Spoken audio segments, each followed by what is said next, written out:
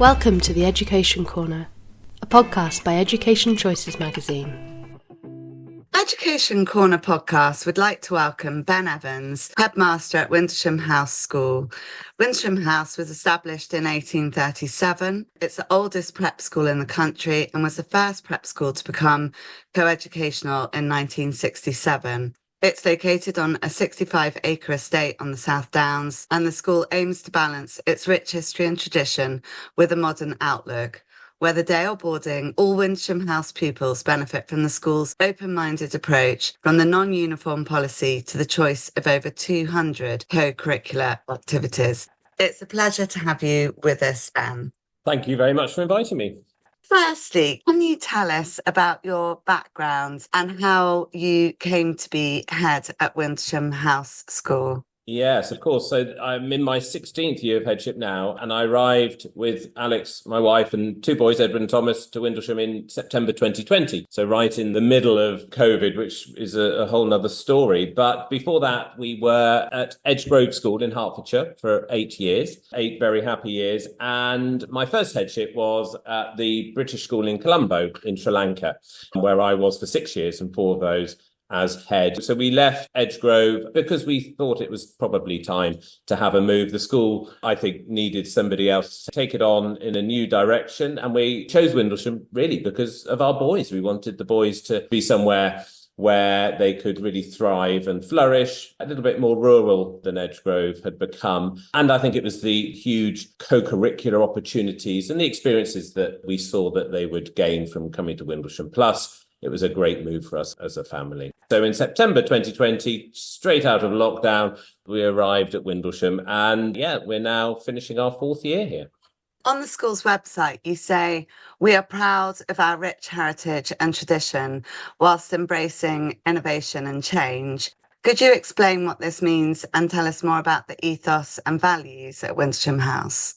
Absolutely. Windlesham is the oldest prep school in the country. It was founded as a prep school. Yes, there are older schools, but in 1837, Windlesham was officially founded as a prep school on the Isle of Wight. And of course, a school that is that old has a huge number of traditions and a really rich heritage. The school moved to our current setting in 1934. So again, the site is a historic site. In actual fact, in 1944, it was used as a site for the Canadian soldiers to practice for D-Day. So the history is all around us. And as a history teacher, I value that massively. I think it's really important part of a school. And the traditions that we have really allow us to move forward. So whilst we enjoy our traditions and we value the heritage of the school, we also understand that schools need to be forward-thinking, need to be innovative, and it's that history allows us to do that. Our values are, we value absolutely every child as an individual, and we want them to retain their individuality throughout their time at Windlesham. But at the same time, we understand that community is such an important part of school life. We're a day and boarding school, and therefore our community is strong. A lot of our staff, including Alex and I, live on site, live in the buildings, which means that the school has a special atmosphere. We're open 24 hours a day, 7 days a week. Literally, we're always here. And I think for the children, they understand that it's a home as well as a school. It's not just a soulless institution. It has a heart. It's very much a family-oriented school as well. And our values are that we want children to have as many different experiences. That's, for me, one of the most important things about a school, is to give children as many different experiences and opportunities as they can possibly have, because we're building their characters, we're building their social skills, and that starts from the very youngest age. It starts from the children going to forest school, falling over in the mud, picking themselves up, and learning to be resilient, learning to be independent, learning to be curious, and really enjoying everything around them, being able to question and to have that awe and wonder. And that continues right the way through the school. But at the heart of that is, of course, kindness and respect. We want our children to be kind, and our code of conduct is very simple. It is just simply respect. And I think if you have a school that is kind and respectful, you have a strong, cohesive community of pupils, staff, parents, and other family members that really ensure that the experience for everyone is a very enjoyable one. We want children to have fun.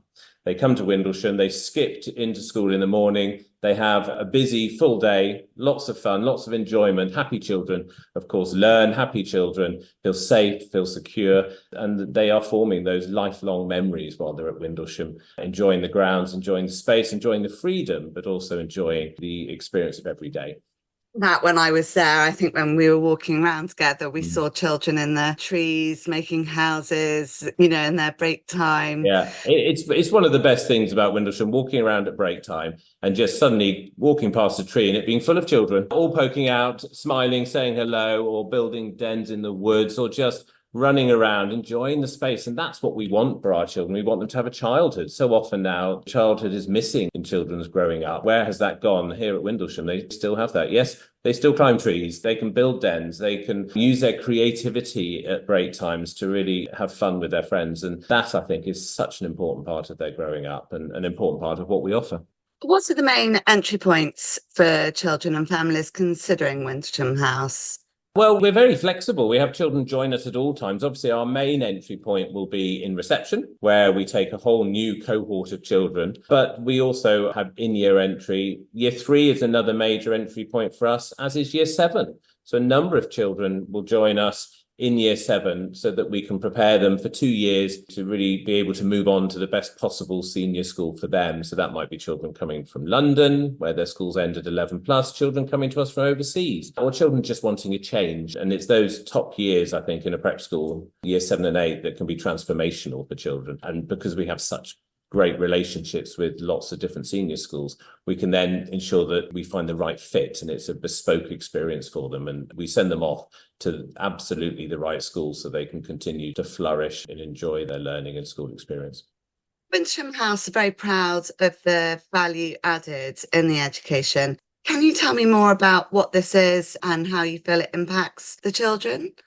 Yeah, I mean, value added, I think, is important not only for the children, but it's also increasingly important for parents who are paying fees. And as we know, the next few months or year could be even more tricky. And it's important for us as a school that we ensure that parents get the best possible value out of their fees that they pay coming to Windlesham, but also that the children have the best possible experience and school day and time at the school. So we don't allow any minute of the day to be wasted. Our school days starts at 8 o'clock and can go right the way through to 6 o'clock for our day children and beyond, obviously, for our boarders. But within that time, we're looking to provide a total curriculum, a curriculum that encompasses not only the traditional academic lessons, but most importantly, values the full range of curricular and co-curricular activities. And nothing is just paid lip service to. We ensure that children can learn the full range of sciences, they can learn 3 or 4 languages, sporting activities are numerous, and our co-curricular opportunities, which we may come on to talk a little bit more about that later, encompass scuba diving through to polo and lots in between. So that value added, I think, is so important. I say to parents who come and visit that children grow up very quickly. Their school days are over very quickly, although at times for some parents it may not seem like it, but they really are. And we can't afford to waste a single day. So that value added comes from, as I said earlier, building children's characters, teaching them social skills. That's all part of what we do at Windlesham. It's not just the teaching and learning. It's understanding children as individuals and ensuring that every element of their growth and development is overseen and nurtured while they're with us. And certainly when I was there, it was a school full of very happy children. Windlesham House offers extended curriculum, and that includes subjects such as philosophy, ethics, Mandarin. These are obviously subjects that you'd probably associate more going into senior school. How do you feel it benefits the children? What impact can you see it having?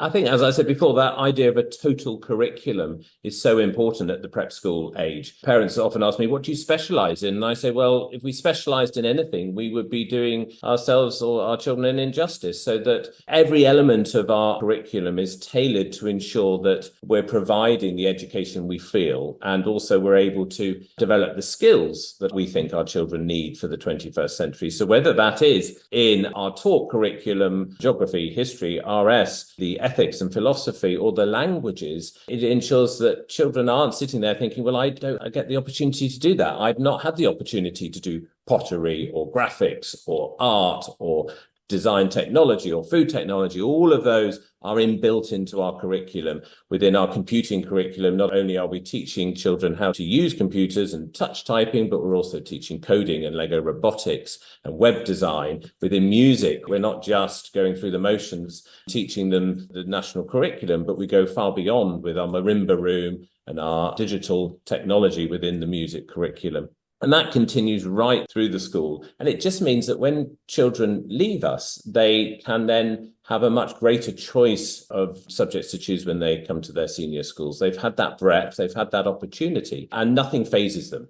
They're risk takers, they're confident, they have great communication skills. And that comes from our new Windlesham diploma, which we introduced a year ago, very carefully designed to ensure that instead of just preparing children to pass exams, which I feel Common Entrance has done for many years, our diploma allows us to teach entrepreneurship, leadership, financial literacy. So we're extending their curriculum even further, but with really useful skills that we know that wouldn't otherwise be taught in a traditional curriculum. But, there's nothing traditional about our approach to educating children. We want to be forward thinking. We need to prepare them for a world that is rapidly changing, and therefore we need to understand what that means. Our diploma allows us to do that even more. So within our taught curriculum, within our co-curricular opportunities, within our Windlesham diploma and our diploma enrichment activities on a Saturday morning, it means that we really are not only adding value, but teaching far beyond the traditional confines of a prep school education.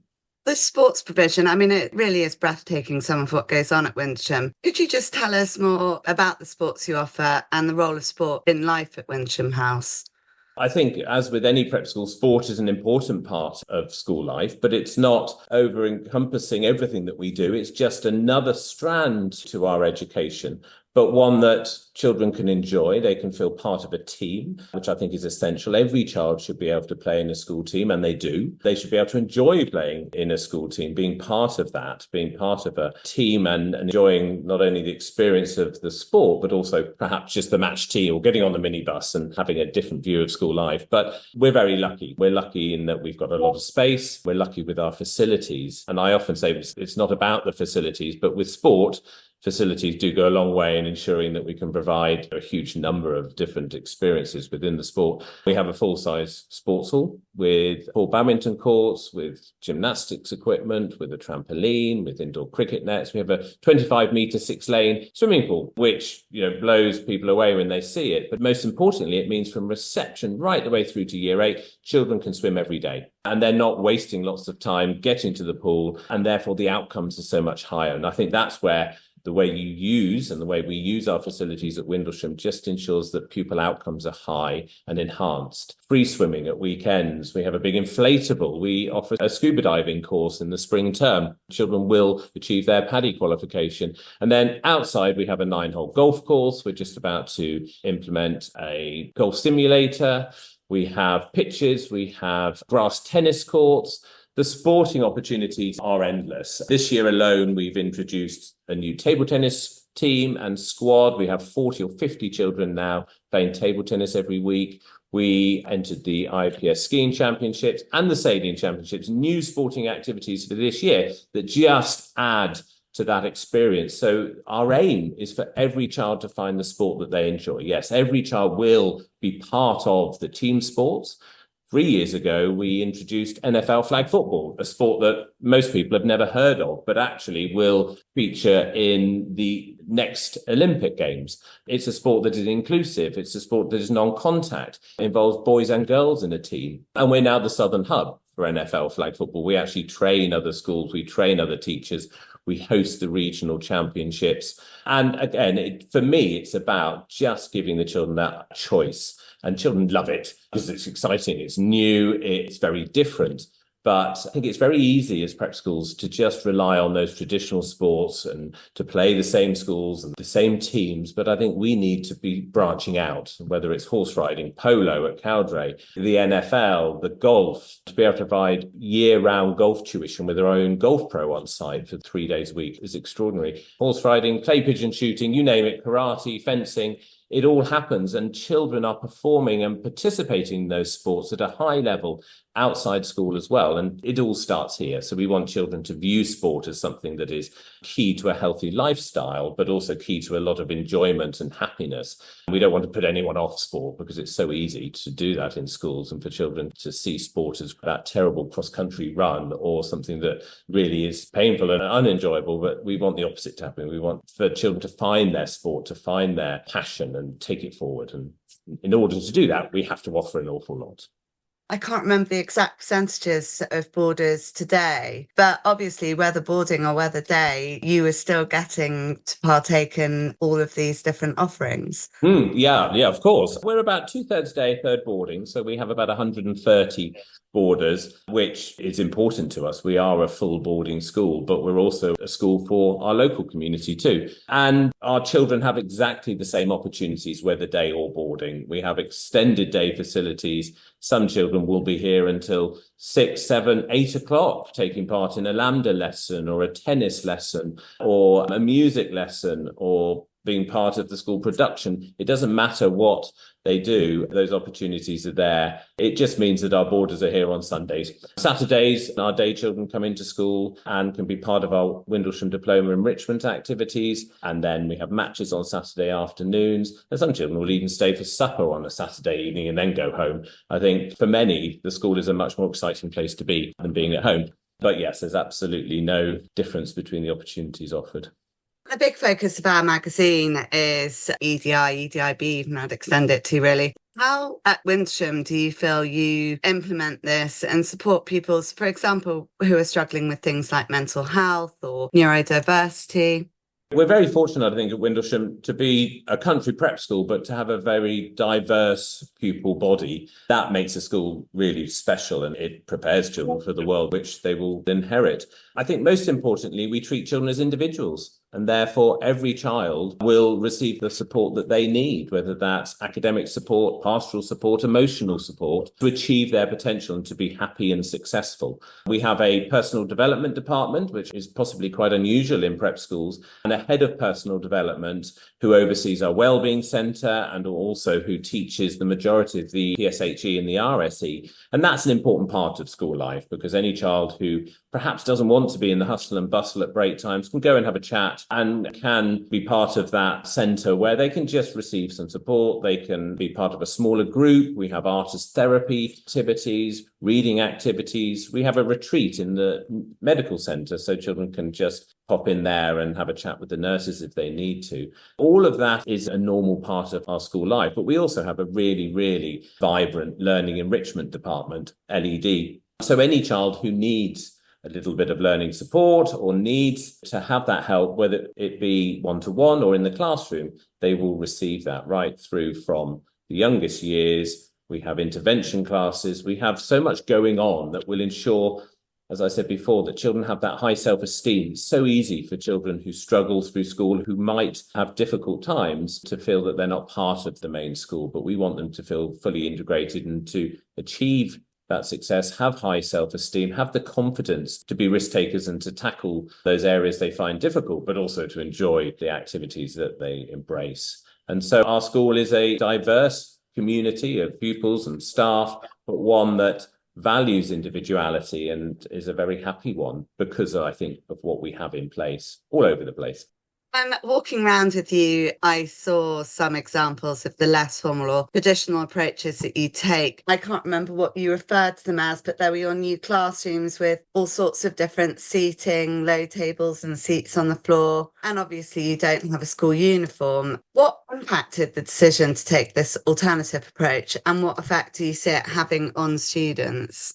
I would hate for people to think we're all an alternative school, but perhaps a school that embraces our ability to be forward-thinking and innovative. And it's so important that we don't just think that as a prep school, what we were doing 50 years ago is still relevant today, because much of it won't be. Some of it will be, but much of it won't be if we are truly to prepare children as we feel we should, not only for their senior schools, but for life beyond. So, I'll talk about our flexible classrooms first, because it struck me that we, as a school, introduced one-to-one iPads 8-10 years ago. And so our digital learning and our digital strategy has been very forward-thinking. And the way that we teach our children and the way that we individualize the curriculum for children has also been a very big part of what we do. But you walk into a classroom, and whether those tables and chairs are in groups or in rows, really the form and function of a classroom hasn't changed for hundreds of years. I was at Harrow the other day looking at the Form 3 room, I think it's Form 3,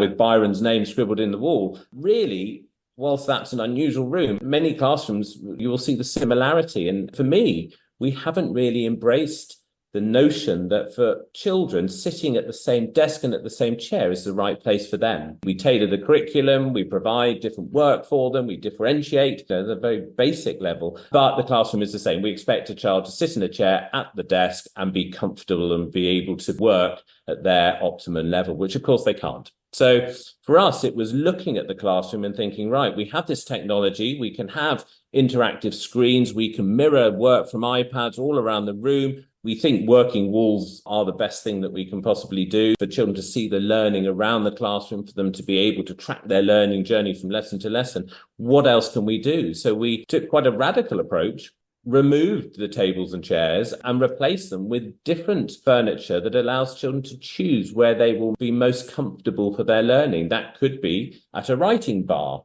on a stool. It could be at a long table where the teacher can then sit and work with the children. It could be sitting on the floor on a cushion at a coffee table. There are all manner of choices within our classrooms.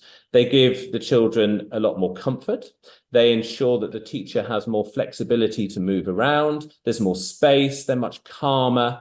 But most importantly, the outcomes for the children have been transformational. They instantly recognize that they are comfortable in that space. Some children may need a little help choosing which is the best place for them.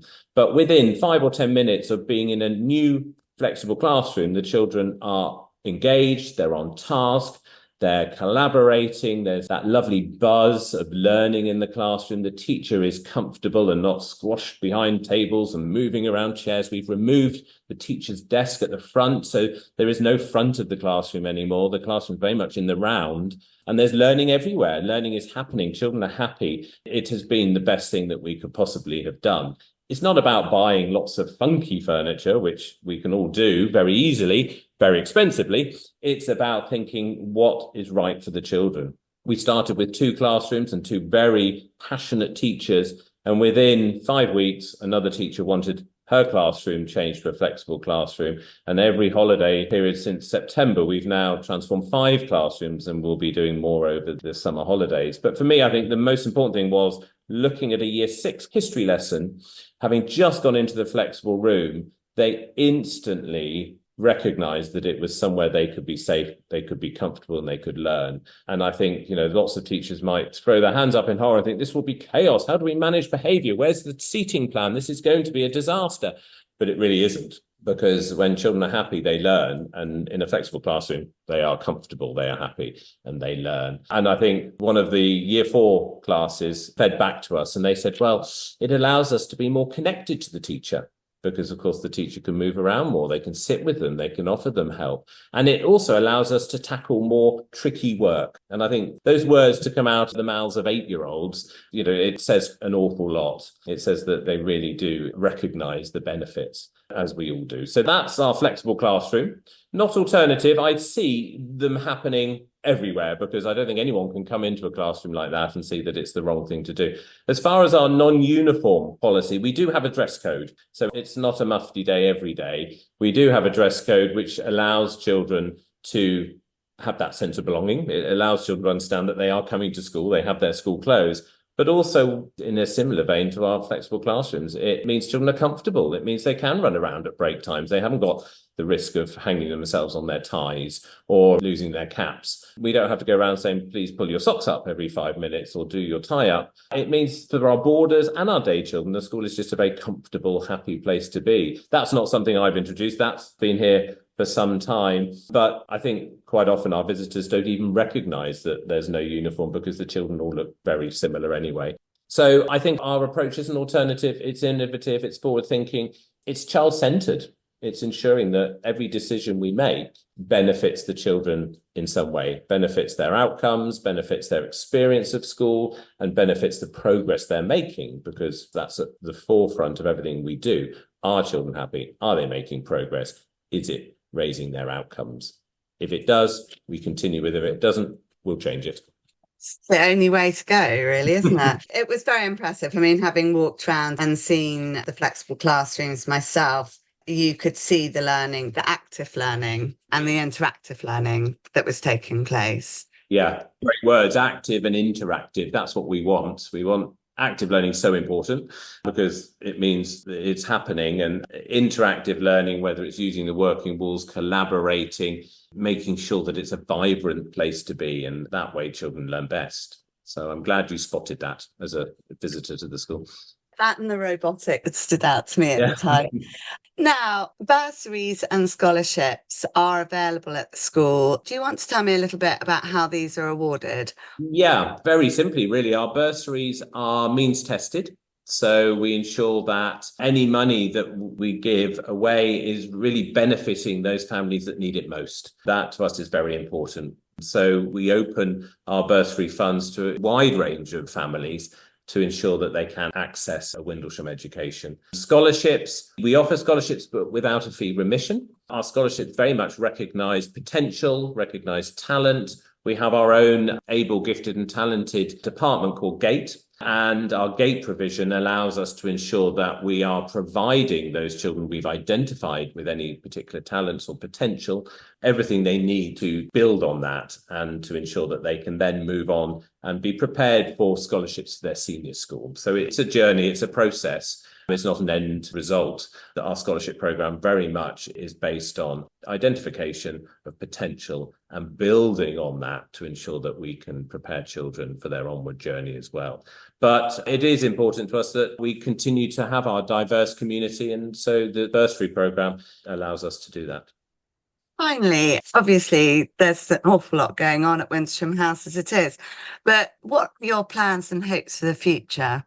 Windlesham's a busy school and it will continue to be a busy school. I think most importantly, we're constantly reassessing our provision. We're constantly reassessing how our children learn to make sure we are providing what they need. And who knows where that will go because the future is changing so quickly. But we'll continue very much to build on everything that we've put in place. Our diploma for year 7 and 8, our sporting programme for the whole school, our total curriculum, all of that is constantly being reassessed to make sure it's fit for purpose, to make sure that we're tweaking it wherever need be. Digital learning, robotics you mentioned earlier, AI, all of that is moving at such a fast pace. We need to be careful not to jump on passing bandwagons because that is very dangerous, but to assess what we need to do to ensure that our children aren't missing out and are being prepared properly. And we'll continue to do that. But I think most importantly, we'll continue to cherish the special nature of the school. It's very easy to implement things and suddenly you're missing that special nature. You're missing that atmosphere. So we'll continue to really ensure that Windlesham is a very special school, that we welcome visitors as we would anyone coming to our own homes, that the children have that freedom, that space to be children, that they also cherish the opportunity, and that we continue to focus on providing as many different experiences as we possibly can. Windlesham has been around since 1837. We intend to be around an awful lot longer and doing what we do as well as we possibly can. Thank you so much for your time. And I have to say, there's even chickens, aren't there? We have 16 chickens. We didn't talk about the chickens. My wife will be very cross if I don't mention the chickens. So we have 16 chickens who lay wonderful eggs. They're available for sale. We have a market garden, a wildflower meadow, a polytunnel. And at the moment it's bursting. The Eco Committee have planted and planted and planted. We've already harvested our first lettuces. We're selling plants because we have so many. And it's a really lovely part of the school. You know, we are a country prep school. We do really value our environment, and it's important that the children are part of that as well. And so whether it's looking after the chickens, picking up the bantams, they love a cuddle, the speckly bantams, or planting seeds or harvesting the vegetables. It's all part of a Windlesham experience, very much so. I thought it was a very special school. Thank you very much, Ben. Thank you.